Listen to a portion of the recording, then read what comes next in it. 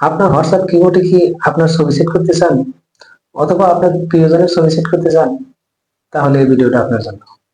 তো চলুন দেখে নিই কিভাবে এই প্রসেসটা করবেন। চলে এলাম মোবাইলে স্ক্রিনে আসার পর হোয়াটসঅ্যাপ অ্যাপসটি ওপেন করব। তারপর দেখতে পারবেন এরকম ডায়াল নাম্বার চলে আসছে। এখান থেকে যে কোনো এক নাম্বারের উপর চাপ দিবেন। তো চাপ দেওয়ার সঙ্গে সঙ্গে দেখতে পারবেন নিচে মেসেজ অপশনে চাপ দিবেন। তো এরকম একটা কিবোর্ড চলে আসবে। কিবোর্ডের উপরে থ্রি ডটে চাপ দিবেন। চাপ দেওয়ার সঙ্গে সঙ্গে সেটিং আসবে, সেটিংয়ে চাপ দিবেন।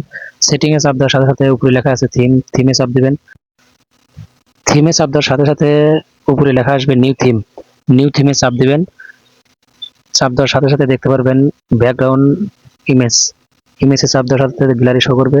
তো এখন আপনি গ্যালারি শো করবে, আর গ্যালারি থেকে আপনি যে কোনো একটা ছবি আপনি চয়েস করে আপনি সেখানে বসাতে পারবেন। তো এখান থেকে আমি একটা ছবি চুজ করে নেব। ধরুন এই ছবিটা আমি বসাতে চাচ্ছি, এই জন্য এই ছবির উপর চাপ দেবো। এরকম একটা ঘর চলে আসবে। এই ঘরের ভিতরে আপনার ছবিটা সুন্দরভাবে বসাবেন।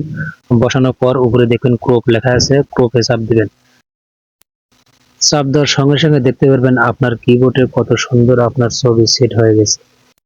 এখন থেকে কাউকে মেসেজ করলে এরকম কিবোর্ডে আপনার ছবি শো করবে।